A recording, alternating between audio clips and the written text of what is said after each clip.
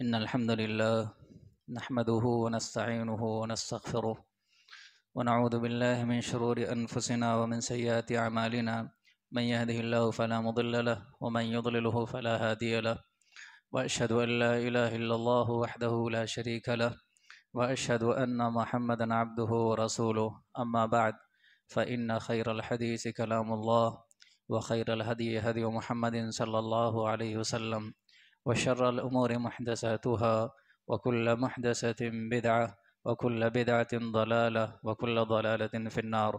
तमाम किस्म की तारीफ़ात, हम्द व सना, बड़ाइयाँ, किबरियाइयाँ अल्लाह रब्बुल आलमीन के लिए लायक़ व ज़ेबा है, जो हमारा खालिक, मालिक, पालनहार और परवरदिगार है।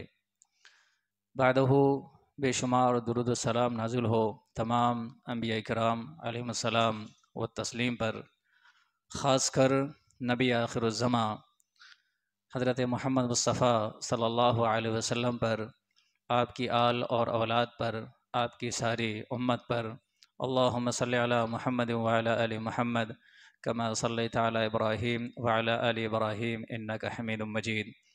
अल्लाहुम्मा बारिक अला मुहम्मद व अला आलि मुहम्मद कमा बारकता अला इब्राहीम व अला आलि इब्राहीम इन्नका हमीदुम मजीद। आज खुतबा जुमा का उन्वान ये है कि 11वीं की रस्म क्या है और इस मौके से जो चीज़ें होती हैं क्या वो अक़ल, तारीख़, कुरान व हदीस और ख़ुद शेख अब्दुल क़ादिर जिलानी रहमहुल्लाह की तालीमात की रोशनी में साबित हैं, दुरुस्त हैं या नहीं हैं।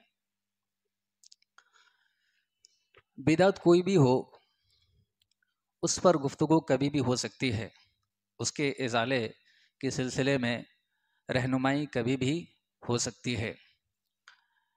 मकसद ये है कि उम्मत मुस्लिमा बिदअत और खुराफात के तमाम रसूम से बाज आ जाए, अंधविश्वास के तमाम तरीक़ों से, तमाम रस्मों से बाज आ जाए, कुरान व हदीस का जो मुनव्वर और रोशन तरीक़ा है उस पर चलने वाले बन जाएं।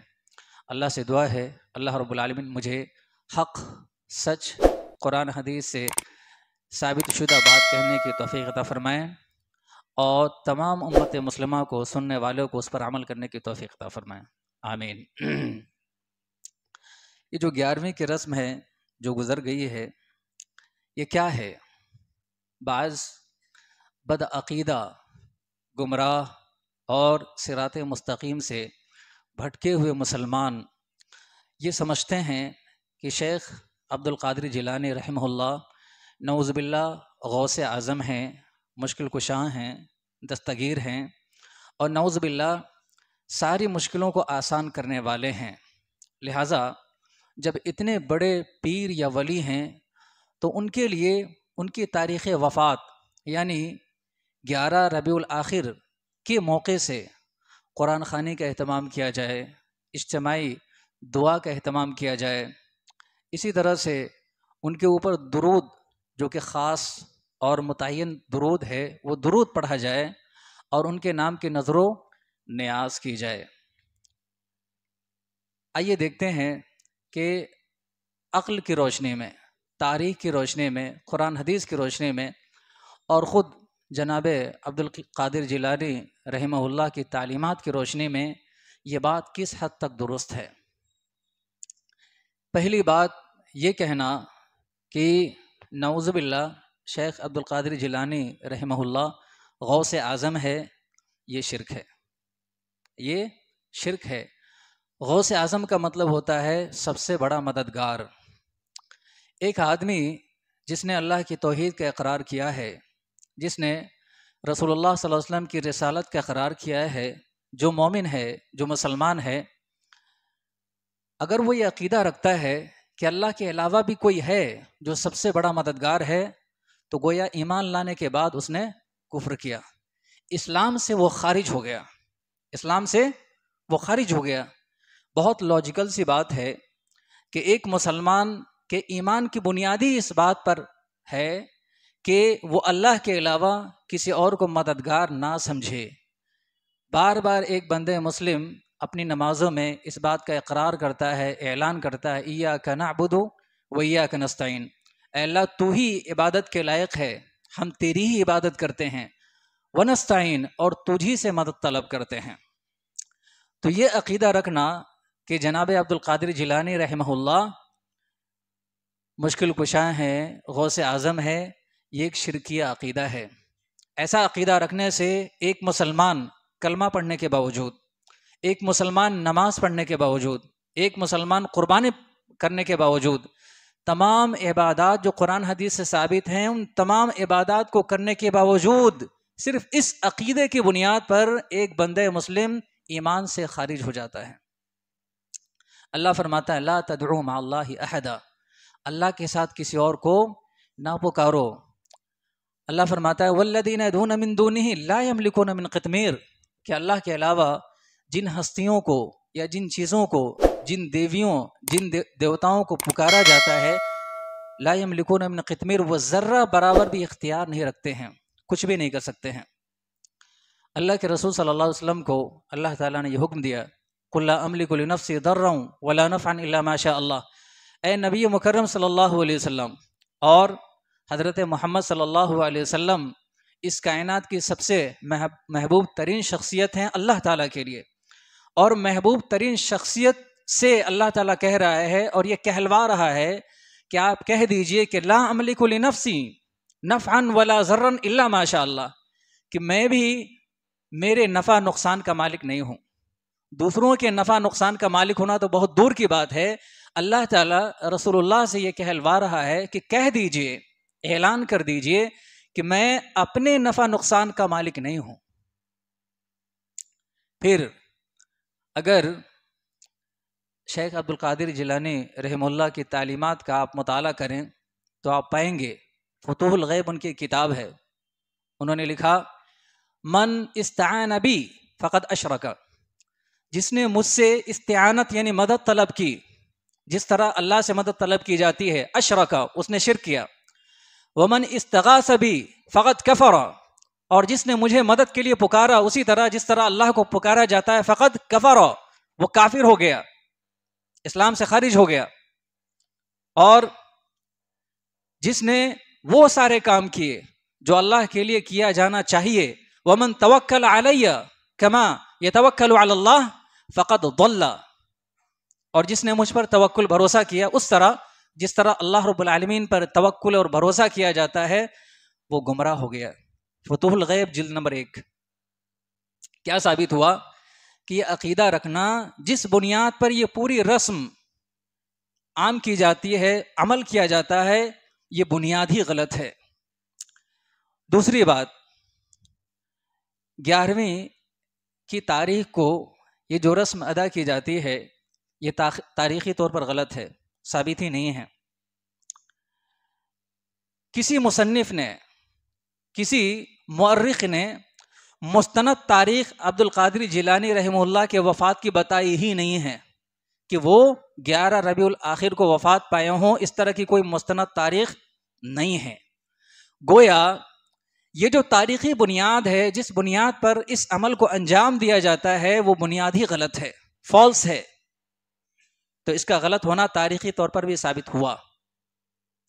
तीसरी बात, 11वीं का जो लफ्ज़ है, ये लफ्ज़ अरबिक लफ्ज़ है, तो ये हिंदी है या उर्दू है, और कुरान हदीस किस लैंग्वेज में है? अरबिक में है। इससे ये साबित होता है अकली तौर पर भी कि इस तरह की कोई रस्म कुरान हदीस में पाई नहीं जाती है, और जो चीज़ कुरान हदीस में पाई ना जाए वो क्या है? बिदअत है और मरदूद है। चौथी चीज़ ये है कि इस मौके से जितनी रस्में अदा की जाती हैं, वो सारी रस्में या तो बिदअत हैं सरासर, या शिर्क के दर्जे तक पहुंचने वाली हैं। जैसे मिसाल के तौर पर कुरान खानी आम है, कुरान खानी आम है, आम लोगों की वफात पर भी कुरान खानी का एहतमाम किया जाता है। कुरान पढ़ना एक इबादत है, कुरान पढ़ना एक इबादत है, और इबादत के लिए अल्लाह उसके रसूल सल्लल्लाहु अलैहि वसल्लम ने उसूल दिए हैं। हर इबादत का एक वक्त है, हर इबादत के लिए जगह है, हर इबादत की एक मिकदार है, हर इबादत का एक तरीका है। ये सारी चीज़ें हर इबादत में पाई जानी चाहिए। कौन इबादत किस वक्त के लिए है, कौन इबादत किस जगह के लिए है, कौन इबादत किस तरीके से अदा की जाएगी, उसका मकाम, उसकी कैफियत क्या होगी, अल्लाह उसके रसूल सल्लल्लाहु अलैहि वसल्लम ने वाज़ेह तौर पर तफसीलात के साथ समझा दिया है। जुमा की नमाज है, अगर कोई कहे इसकी मकदार में मैं इजाफा कर दूं, 3 रकात पढ़ लूं, नमाज हो जाएगी? बातिल है, क्योंकि मकदार तय है इबादत में। अगर कोई कहे जुमा की नमाज घर पे पढ़ लूं, हो जाएगी? कोई मरीज है, उसके साथ कोई उज़्र है, तो जुमा माफ है, वो ज़ोहर की नमाज इनफरादी तौर पर पढ़ सकता है। लेकिन ये समझकर कि जुमा हो रही है, मैं मस्जिद नहीं जाऊंगा, नहीं जाता, मैं घर पर ही मैं अदा कर लेता हूं, हो जाएगी नमाज? नहीं होगी। इबादत के लिए जगह खास है, फिक्स्ड है। इसी तरह से कोई अगर कहे कि ये जुमा की नमाज है, इस जुमा की नमाज में मैं आज 3 सजदे करूंगा, 1 रकात में 3 सजदे करूंगा, नमाज हो जाएगी? कैफियत खास है, इसीलिए हर इबादत के लिए यह देखना जरूरी है कि उस इबादत का वक्त क्या है। कोई अगर असर में जुमा की नमाज पढ़े, 2 रकात, नमाज हो जाएगी? नमाज नहीं होगी। कुरान पढ़ना एक इबादत है। अल्लाह फरमाता है, इज़ा तुतला अलैहिम आयातुहु ज़ादतहुम ईमानन व अला रब्बिहिम यतवक्कलून। जब कुरान करीम की तिलावत की जाती है, और मोमिनाना शान है, तिलावत होनी चाहिए। अहले तौहीद, मैं आपसे गुजारिश भी करता हूँ और याद दिलाता हूँ कि कुरान पढ़ना आपके लिए भी ज़रूरी है।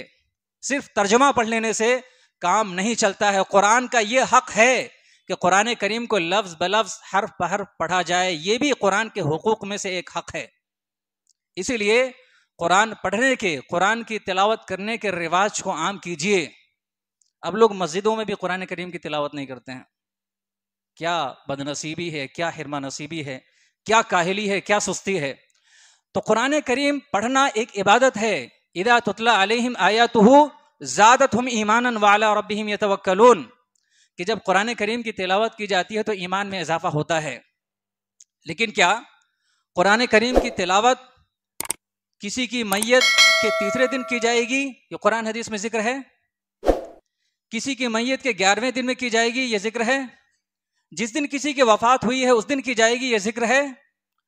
अल्लाह उसके रसूल सल्लल्लाहु अलैहि वसल्लम ने इबादत के लिए वक्त, मकाम, कैफियत, सारी चीज़ें तय कर दी हैं और ये बता दिया है कि अगर इससे कोई मुसलमान इन्हिराफ करेगा, किसी इबादत के वक्त में, किसी इबादत के जगह में, किसी इबादत के तरीक़े में ज़र्रा बराबर भी हज़फ या इजाफा करेगा, उसमें इन्हिराफ करेगा, तो उसने रसूलुल्लाह सल्लल्लाहु अलैहि वसल्लम से और अल्लाह रब्बुल आलमीन से बराह रास्त बगावत की है, यानी बिदात का काम किया है। इसीलिए हज़रत आयशा कहती हैं, मन अहदस फी अमरिना हादा मा लैसा मिन्हु फहुव रद्दुन, कि जिसका सबूत कुरान हदीस में नहीं है और कोई इबादत समझकर उसे करे, तो वह करने वाला भी मरदूद है और वह अमल भी मरदूद है। नबी करीम सल्लल्लाहु अलैहि वसल्लम हर खुतबे जुमा में और हर बयान में इस बात को रिजेक्ट किया करते थे, कुल्लु बिदअतिन दलाला, हर नई बात जिसे तुम इस्लाम समझकर करो, जिसे तुम इबादत समझकर करो, बिदात है, कुरान और हदीस की मुखालफत है, अल्लाह उसके रसूल सल्लल्लाहु अलैहि वसल्लम से बगावत है, एक नए इस्लाम को अपनी तरफ से लॉन्च करने के मुतरादिफ है। इसीलिए हर बिदअत गुमराही है और हर गुमराही इंसान को जहन्नम में ले जाने वाली है।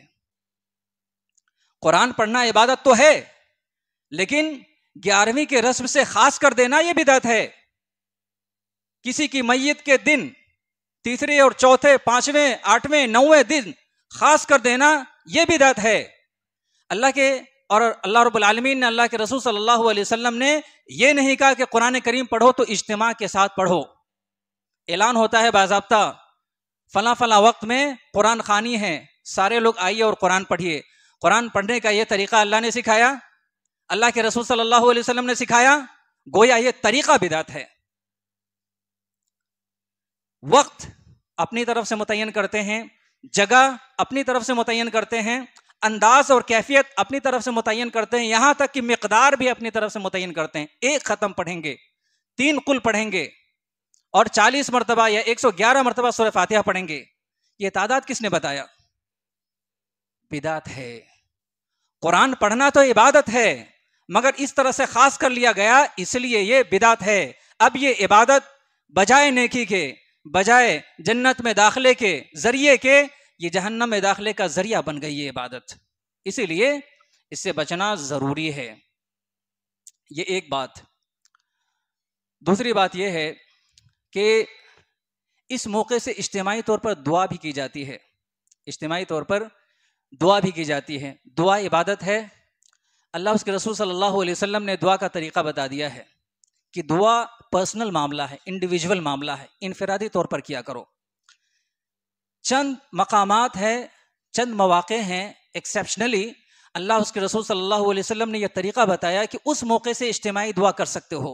वो मौका है जैसे आप वित्र पढ़ रहे हो, कुनूत वित्र जमात के साथ, इज्तिमाई दुआ कर सकते हो। कुनूत नाज़िला पढ़ रहे हो, इज्तिमाई दुआ कर सकते हो। नमाज इस्तिस्का पढ़ रहे हो, इज्तिमाई दुआ कर सकते हो। नमाज जनाजा पढ़ रहे हो, इज्तिमाई दुआ कर सकते हो। ये तरीका है। इसके अलावा फ़र्ज नमाजों के बाद या जुमा की नमाज के बाद इमाम साहब दुआ क्यों नहीं कराते हैं? इसलिए नहीं कराते हैं कि अल्लाह उसके रसूल सल्लल्लाहु अलैहि वसल्लम ने बताया नहीं है। हम इसलिए दुआ नहीं करते हैं जुमा की नमाज या फ़र्ज नमाजों के बाद कि दुआ इबादत है। इबादत वही काबिल कबूल होगी जिसका तरीका, जिसका वक्त और जिसका मकाम अल्लाह उसके रसूल सल्लल्लाहु अलैहि वसल्लम की तरफ से बता दिया गया हो। नबी करीम सल्लल्लाहु अलैहि वसल्लम ने या अल्लाह रब्बुल आलमीन ने फ़र्ज नमाजों के बाद इज्तिमाई तौर पर दुआ करने का हुक्म नहीं दिया, इसलिए हम नहीं करते हैं। अगर ऐसा करेगा कोई शख्स इबादत समझकर, नेकी समझकर, ये इबादत के बजाय बिदात हो जाएगी। इसलिए हम ऐसा नहीं करते हैं। महफिल लगाई जाती है कुरान खाने की और बाज़ाब्ता तौर पर उसमें इज्तिमाई दुआ की जाती है। अब तो एक नई रस्म चल पड़ी है। जैसे जैसे ज़माना आगे बढ़ता जा रहा है, बिदअत की शक्लें भी बदलती जा रही है। यही है बिदअत के गलत होने की, यही है बिदअत के मरदूद होने की दलील कि उसकी शक्लें हर ज़माने में बदलती जाएंगी। अब नमाज जनाजा जिसके अंदर इज्तिमाई दुआ पढ़ी गई, अब मौलवी नमाज जनाजा के बाद उर्दू में भी इज्तिमाई दुआ कराता है। पूछिए ज़रा, किसने बताया?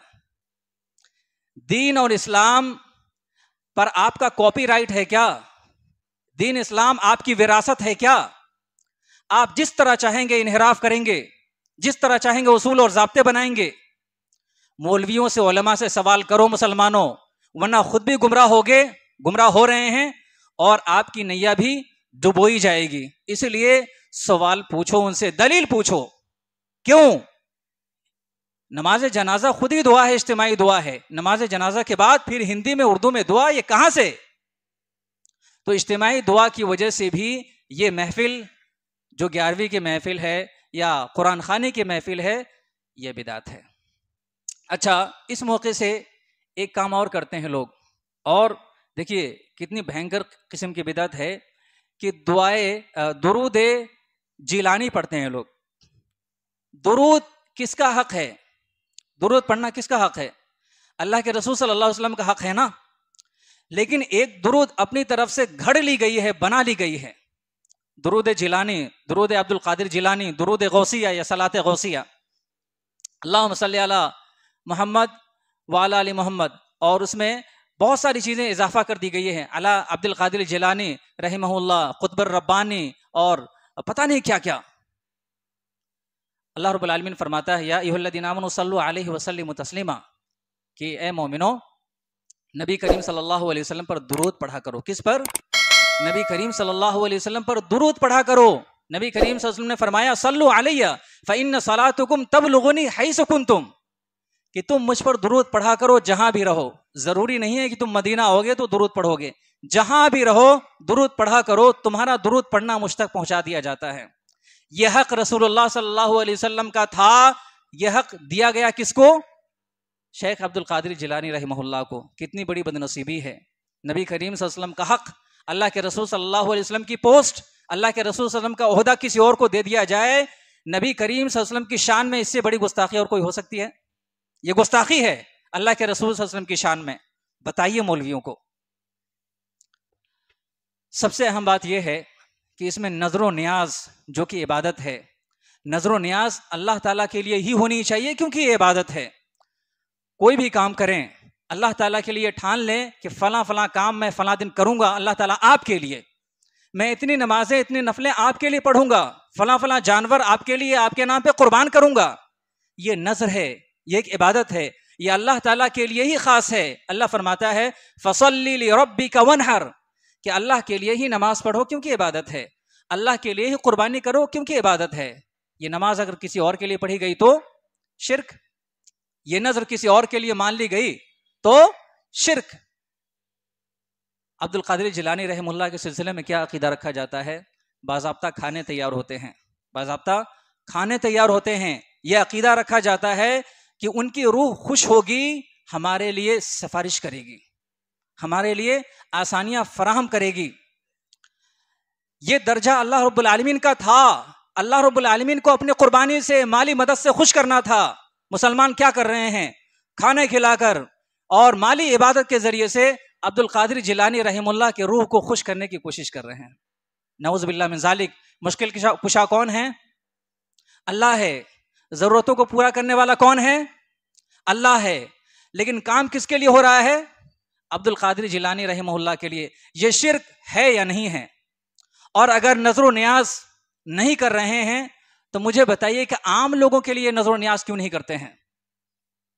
बहरहाल मुसलमानों को इससे बचना चाहिए। अल्लाह रब्बुल आलमीन फरमाता है वमा ज़ुबिहा अलन नुसब, कि अल्लाह के अलावा किसी और के नाम पे या किसी और के लिए जानवर ज़बा किया जाए, माली इबादत की जाए, खाना तैयार किया जाए, सब शिर्क की कैटेगरी में है। और अल्लाह के रसूल सल्लल्लाहु अलैहि वसल्लम ने फरमाया मन दबहा मन लानहुल्लाहु मन ज़बहा लिगैरिल्लाहि, उस शख्स पर अल्लाह की लानत हो जो अल्लाह के अलावा किसी और के लिए ज़बह करे। अच्छा, उसूल क्या है? कोई अगर वफात पा गया है उसको सवाब पहुंचाने का उसूल क्या है? और इस पूरे मामले में कुरान और हदीस के ज़ाब्ते क्या हैं? पहला उसूल तो यह है कि ईसाले सवाब पहुंचाने का तरीका वही तरीका सही होगा जो अल्लाह उसके रसूल सल्लल्लाहु अलैहि वसल्लम ने बताया है। क्या है? इदा मातल इंसानु इनक़ता अन्हु अमलुहु इल्ला मिन सलास, कि जब इंसान मर जाता है, वफात पा जाता है, तो तीन ही चीज़ों का सवाब उसको मिलता है, तीन ही चीज़ों का सवाब मिलता है। और अजीब विडंबना है कि लोग शेख अब्दुल कादिर जिलानी को या इस तरह के पीरों को समझते हैं कि बहुत अजीम है, बहुत पहुंचे हुए हैं, हमारी बिगड़ी बना सकते हैं, मगर फिर भी उनको सवाब पहुंचाना जरूरी समझते हैं। भाई जो गुनाहगार लोग हैं वो है ना मुस्तहिक तुम्हारे सदका खैरात के, तुम्हारे साले सवाब के। गुनाहगार लोग मुस्तहिक है ना, जिनके बारे में आपने ये समझ लिया है, ये अकीदा रखा है कि पहुंचे पहुंचाए हुए हैं, बख्शे बख्शाए हुए हैं, उनको तुम्हारे साले सवाब की क्या जरूरत है? ये अकली तौर पर भी बातिल बात है। तमाम मुसलमानों के लिए इसाले सवाब का काम किया जा सकता है ना। तरीका क्या है? तीन ही तरीके हैं। सदक़त जारिया, सदका खैरात किया जाए, है ना, और इल्मिन युंतफ़अ बिही, जो तरबियत उन्होंने दी है उस तरबियत पर रहा जाए। अभी मैं बताऊंगा शेख अब्दुल कादिर जिलानी रहमुल्लाह की तालीमात क्या हैं, क्या तरबियत हो उनकी। तीसरी चीज़ क्या है?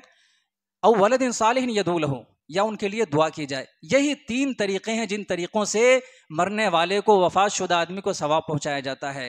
ये कुरान खानी, ये इज्तिमाई दुआ कुछ भी साबित नहीं है। तस्बीह के दानों पर है ना अज़कार पढ़ना, कुरान हदीस से साबित नहीं है। ये बातिल बातें हैं, बिदअत बातें हैं, कोई सवाब नहीं पहुँचता है, कोई अजर नहीं मिलता है। दूसरी चीज़ ये है कि हमेशा याद रखिए मुर्दे सुनते नहीं हैं। उसूल है कुरान हदीस का। अल्लाह फरमाता इन्नका ला तुस्मिउल मौता, तुम मुर्दों को सुना नहीं सकते हो। इतने ज़माने से लोग पुकार रहे हैं या गौसे आसम नऊज़ बिल्लाह, या फला या फला। कभी किसी को आवाज़ आई क्या? बोल बच्चे क्या हुआ है? सुना है क्या किसी ने? अल्लाह उसूल देता है इन्नमा यस्तजीबुल लज़ीना यस्माऊन, जवाब तो वो देंगे ना जो सुनेंगे भी, सुनते ही नहीं हैं, क़यामत तक सुनेंगे नहीं। वमन अदल्लु मिम्मन यदउ मिन दूनिल्लाह मन ला यस्तजीब लहु इला यौमिल क़ियामा, उससे बढ़कर गुमराह कौन होगा जो ऐसी हस्ती को पुकारे जिनके अंदर सुनने की सलाहियत ही ना हो। क़यामत तक पुकारते रहेंगे, ये जवाब नहीं सुनेंगे। यौमल क़ियामा अल्लाह रब्बुल आलमीन फरमाता है इन्नल्लाह युस्मिउ मन यशा, अल्लाह रब्बुल आलमीन चाहे तो सुना दे, अल्लाह रब्बुल आलमीन चाहे तो सुना दे। आप दलील दे सकते हो कि जब मुर्दे को दफना कर लोग वापस जाते हैं तो जूती की आवाज़ सुनते हैं, तो जूती की आवाज सुनाने की जो बात है हदीस में, वो किसके लिए है? अल्लाह रब्बुल आलमीन के सुनाने के लिए है। ये किसका अमल है? ये अल्लाह रब्बुल आलमीन का अमल है, ना कि मुर्दे का अमल है। जब मुर्दा मर गया है ना, वफात पा गया है और आपकी दुनिया में है, लाख लोग आते हैं जाते हैं और तजहीज़ व तकफीन करते हैं, बातें करते हैं, सलाम भी करते हैं। कभी किसी ने सुना कि किसी मुर्दे ने जवाब दिया वालेकुम अस्सलाम उठकर? जब वो आपके पास हैं, आपके पास मौजूद हैं, तब जवाब नहीं दे रहे हैं, नहीं सुन रहे हैं, तो कब्र में मदफून हो गए, 100 साल गुजर गए, अब क्या सुनेंगे? सुनने के आले भी मौजूद नहीं रहे, कान भी महफूज नहीं है, क्या सुनेंगे? नबी करीम सल्लल्लाहु अलैहि वसल्लम ने फरमाया, ला तजालू कब्री ईदा, मेरी कब्र को उर्स ना बनाओ, मेला ठेला ना बनाओ, सल्लु अलैया, मेरे ऊपर दुरूद पढ़ो, जहां से भी पढ़ोगे दुरूद का सवाब मुझ तक पहुंचा दिया जाएगा फरिश्तों के जरिए से। सुनाना जो है ये अल्लाह का काम है, और सुनाने के सिलसिले में सिर्फ मखसूस चीजें हैं जो अल्लाह रब्बुल आलमीन सुनवाता है, मखसूस चीजें हैं जो मुर्दों को सुनवाता है। ये नहीं कि गौसे आजम कहा जाएगा तो वो सुन लेंगे और आपकी मदद कर देंगे। क्या बातें हैं जो अल्लाह रब्बुल आलमीन सुनवाता है? ये जूती की आवाज है जो अल्लाह रब्बुल आलमीन सुनवाता है। अच्छा, मुर्दे बोलते भी हैं, मुर्दे बोलते भी, हदीस में तो है, मुर्दे बोलते हैं, चीखते हैं। अगर उनकी चीख इंसान सुन ले तो बेहोश हो जाए, इंसान सुन ले तो बेहोश हो जाए। इंसान के अलावा हत्ता यस्माउ इल्लल इंसान कुल्ल शै इल्लल इंसान, सारी मखलूकात उनकी चीखों को सुनते हैं इंसान के अलावा।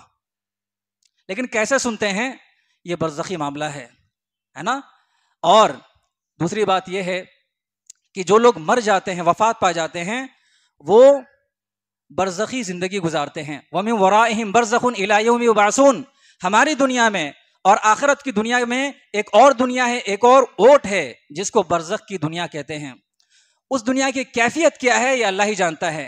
अपनी दुनिया से अल्लाह की दुनिया को, आखिरत की दुनिया को मैच नहीं करना है। अल्लाह रब्बुल आलमीन ने फरमाया लैसा कमिथली शै, उसके जैसा कोई है ही नहीं। लिहाजा अल्लाह के अफ़ाल को इंसान के अफ़ाल से मैच करना गलत है, यह शिरकी अकीदा है। अल्लाह रब्बुल आलमीन कैसे सुनवाता है ये अल्लाह ही जानता है। और अल्लाह रब्बुल आलमीन ने, अल्लाह के रसूल सल्लल्लाहु अलैहि वसल्लम ने मखसूस बातें ही बताई है कि इतनी ही बातें सुनते हैं, इससे ज्यादा मुर्दे नहीं सुनते हैं, नहीं सुनवाए जाते हैं। सही जुमला ये है कि मुर्दे चंद मखसूस जुमले ही सुनवाए जाते हैं, उससे ज्यादा बातें वो सुनते नहीं हैं। अच्छा, आखिरी बात जो मैं ये कहने वाला हूँ कि शेख अब्दुल कादिर जिलानी रहमहुल्लाह की तालीमात क्या हैं। आपको पता है कि 1077 ईस्वी में और 1166 ईस्वी ये उनकी जिंदगी का वक्फा है। जीलान ईरान में एक जगह है, वहाँ ये पैदा हुए। किस ज़माने में पैदा हुए? ये ज़माना था इमाम इब्ने क़ुदामा का, इमाम मुंज़िरी का, इब्ने सबाह का, इमाम अहमद बिन हम्बल का। उस ज़माने में ये ईरान के इलाके में पैदा हुए और इनकी जो ज़िंदगी रही, इनकी ज़िंदगी तौहीद पर मबनी रही, इनकी ज़िंदगी तौहीद पर मबनी रही। इनकी किताबें आज भी मौजूद हैं। उनकी एक किताब का नाम है अल-गुनियतु लितालिबिल हक़्क़ि अज़्ज़ा व जल्ला, मुख्तसर में उसको कहते हैं अल-गुनिया। अच्छा, उसमें क्या क्या बातें हैं मैंने लिखा हुआ है। मैं दलील इसलिए वाज़ेह कर दे रहा हूँ ताकि मेरे ऊपर कोई हुज्जत बाकी ना रहे। अल्लाह रब्बुल आलमीन ने वाज़ेह किया कि अपनी तरफ से जितनी दलीलें हो सकती है, कुरान हदीस की बातें पहुँचा दो। बल्लिग़ मा उन्ज़िला इलैका मिन रब्बिक, अल्लाह के रसूल सल्लल्लाहु अलैहि वसल्लम को अल्लाह ताला ने पाबंद किया कि जो जिम्मेदारी है आपकी, जो मुफ़व्विज़ात हैं आपके, पहुंचा दीजिए। हमारी जिम्मेदारी है हम दलील के साथ आप तक बात पहुंचा दें, बकिया मर्जी आपकी है। जो किताब है उनकी किताब का नाम है अल-गुनिया लितालिबिल हक़्क़ि। लिखते हैं वअलम अन्ना अहलल बिदअ अलामातुन, के अहले बिदात की चंद अलामात हैं, युअरफ़ून बिहा, और उन्हीं अलामात के जरिए से वो पहचाने जाते हैं। अहले बिदात का मतलब है वो लोग जो कुरान हदीस के खिलाफ हैं या कुरान हदीस के बागी हैं या रसूलुल्लाह सल्लल्लाहु अलैहि वसल्लम के मुखालिफ है, अलग रास्ते पे चल रहे हैं। हुम यसुब्बून अहलल असरी, ऐसे लोगों की पहचान ये होगी कि जो लोग कुरान हदीस पर चलने वाले होंगे उनको वो गाली देंगे। अब देखो, किसी सल्फी स्टेज से किसी आलिम को या किसी मसलक को गाली देते हुए नहीं सुनोगे। किसी भी आलिम की जुबान से आप किसी दूसरे मसलक के लोगों को गाली देते हुए आप नहीं सुनोगे। इमाम शेख अब्दुल कादिर जिलानी रहमहुल्लाह ने कहा यह अहले बिदात की पहचान है। यसुब्बुन अहलल असरी, हदीस वालों पर ये तंज करेंगे और उनको गालियां देंगे। ये जिल्द 1 और सफ़ा नंबर है 80। दूसरी किताब है इनकी फतूहुल गैब। दूसरी किताब क्या है? फतूहुल गैब। इन्होंने लिखा अलैकुम बिल इब्तिदा, तुम्हारे लिए जरूरी है, अलैकुम अल इत्तिबा, जरूरी है कि कुरान और हदीस पर अमल करो। कुरान हदीस के अलावा जो चीज है उसको मरदूद समझो।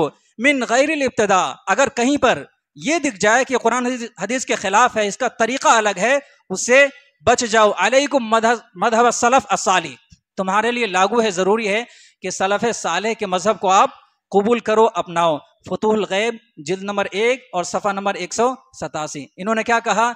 सलफ सालेह के मजहब को, मसलक को कबूल करो। अरे भाई ये तो उल्टा हो गया, ये तो सल्फी निकले। अब्दुल कादिर जिलानी रहमुल्लाह सल्फी निकले। फतूहुल गैब में उन्होंने वाज़ेह तौर पर लिखा कि मजहब सल्फ सालेह जो है, साहबा कराम का जो मसलक है, उस मसलक को अपनाओ, तब सीधे रास्ते पर तुम माने जाओगे। अच्छा, तीसरी किताब है उनकी फतहुर रब्बानी। उसमें लिखा ला अमला बिला इखलासिन, कि इखलास के बगैर कोई अमल काबिल कबूल नहीं है। व इसाबत सुन्ना, और जब तक आपका अमल सुन्नत के मुताबिक ना हो, उस वक्त तक कोई अमल काबिल कबूल नहीं होगा। वो लोग जो अकीदत रखते हैं शेख अब्दुल कादिर जिलानी रहमहुल्लाह से, और नमाज पढ़ते हुए ये कहते हैं कि भाई हदीस से तो साबित है रफ़ा दैन, मगर मेरे इमाम ये कहते हैं कि बगैर रफ़ा दैन के ही नमाज पढ़ो। क्या कहा इन्होंने? व इसाबत सुन्ना, हर अमल के काबिल कबूल होने के लिए जरूरी है कि उसमें सुन्नत लागू हो, जरूरी है। बगैर सुन्नत के वो अमल काबिल कबूल नहीं होगा। और ये कहाँ लिखा उन्होंने? मजलिस सानी सफ़ा नंबर 10 में। उन्होंने और लिखा वला तुशरिकू वला तसअलू गैरहू, अल्लाह के साथ किसी को शरीक न ठहराओ। वला तसअलू गैरहू, अल्लाह के अलावा किसी और से सवाल ना करो, किसी और को मुश्किल कुशा ना कहो। इस्ताइनू बिही, अल्लाह ताला से ही मदद तलब करो। वला तस्ताइनू बिगैरिही, अल्लाह के अलावा किसी और से मदद तलब ना करो। तवक्कलू अलैहि, अल्लाह पर तवक्कुल करो। वला ततवक्कलू अला गैरिही, अल्लाह के अलावा किसी और पर तवक्कुल भरोसा ना करो। मजलिस अस्साबे वल अर्बाउन सफ़ा नंबर 151। इसी तरह आखिर में इस बहस को ख़त्म करते हुए उन्होंने लिखा वल्लाहु हुवल खालिक अर्राज़िक़, अल्लाह ही है जिसने सारे इंसानों को पैदा किया है, वही है जो रोजियां देता है। तौहीद उलूहियत, तौहीद रुबूबियत, तौहीद अस्मा व सिफ़ात, तमाम चीज़ों का जिक्र किया। अब मुझे बताइए, शेख अब्दुल कादिर जिलानी रहमुल्लाह ने इन बिदात के सिलसिले में कोई रहनुमाई की है? क्या उन्होंने कहा है कि 11वीं मनाओ? क्या उन्होंने कहा है कि मुझे मुश्किल कुशा कहो? क्या उन्होंने कहा है कि मुझे गौसे आज़म मानो? नहीं, इन तमाम चीज़ों के ये खिलाफ थे, शिर्क को ख़त्म करने के लिए आए थे। अगर उनके नाम पर कोई ये काम कर रहा है तो एक तरह से उन पर इत्तिहाम बांध रहा है, बोहतान बांध रहा है। कुरान और हदीस की बगावत भी है, कुरान हदीस की मुखालफत भी है। पालन हक्कानी एक मुफस्सिर गुजरे हैं, वो पहले इसी किस्म की बिदातों में मुलव्विस थे। उन्होंने एक तफसीर लिखी, तफसीर हक्कानी, और उन्होंने बाज़ाब्ता तौर पर स्टडी किया, देखा कि हिंदुस्तान के जो मुसलमान थे या सूफिया थे, किस तरह से हिंदुओं के अकायद और हिंदुओं के रसूम इनमें सिरायत कर गए। उन्होंने एक एक चीज़ को मैच करके वाज़े किया कि गैर मुस्लिमों के यहाँ बाज़ाब्ता एक मंदिर का तसव्वुर है, मुसलमानों ने मज़ार का एक तसव्वुर कायम कर लिया। उनके यहाँ चढ़ावों का तसव्वुर है, मुसलमानों ने नज़र नियाज की उसकी शक्ल दे दी। गैर मुस्लिमों के यहाँ क्या है? गैर मुस्लिमों का ये तसव्वुर है कि जो देवी देवता हैं इनमें भी बहुत सारी क़ुव्वतें हैं, शक्तियां हैं। मुसलमानों ने भी अपने पीरों के बारे में, वलियों के बारे में ये तसव्वुर कायम कर लिया। एक एक चीज़ उन्होंने वाज़े की है। खुलासा पैगाम, मुख्तसर पैगाम ये है इतनी वजाहतों का कि मेरे भाइयों, कुरान और हदीस की जो राह है वही राह हिदायत की राह है। आमिनू बिमिस्लि मा आमनतुम बिही, अल्लाह ताला ने यह मुतालबा किया है कि जो मसलक सहाबे कराम का था, जो मसलक सलफ़ सालेह का था, वही मसलक तुम्हारी निजात का जरिया है। इन हादा सिराती मुस्तकीमन फत्तबिऊ, यही मेरा रास्ता है। अल्लाह के रसूल सल्लल्लाहु अलैहि वसल्लम ने फरमाया, कुरान और हदीस के अलावा जो कोई बात है वो गुमराही की बात है, जो कोई बात है वो गुमराही की बात है। आज उम्मत मुस्लिमा के हालात क्या हैं? उम्मत मुस्लिमा के हालात क्या हैं? ये हालात क्यों हैं? अक्सरियत की वजह से। अल्लाह का उसूल है वइन तुति अक्सर मन फिल अर्दि युज़िल्लुक अन सबीलिल्लाह, जब अक्सरियत गुमराह हो जाए तो अल्लाह रब्बुल आलमीन की तरफ से मुसीबतें आती हैं। आज अक्सरियत बदअकीदा है, अक्सरियत मज़ार परस्त है, अक्सरियत जो है तकलीद परस्त है, अल्लाह उसके रसूल सल्लल्लाहु अलैहि वसल्लम से बगावत और मुखालफत करने वाली है।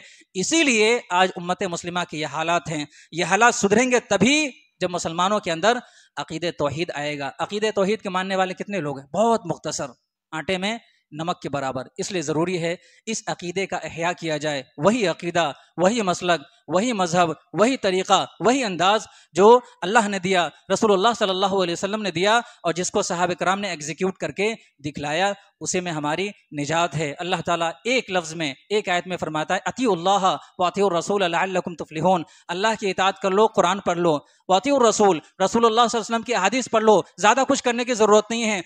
तीसरे फ़र्द की इत्तबा और फरमाबरदारी की ज़रूरत नहीं है। बस अल्लाह हैं, रसूलुल्लाह हैं और इन्हीं दोनों हस्तियों की बात माननी है, निजात मिल जाएगी। अल्लाह से दुआ है अल्लाह रब्बुल आलमीन हमें कुरान और हदीस पर अमल करने की तौफीक अता फरमाएं। बिदआत से, खुराफात से, शिरकिया आमाल से हमारी हिफाजत फरमाएं। आमीन। व आखिर दावाना अल्हम्दुलिल्लाहि रब्बिल आलमीन।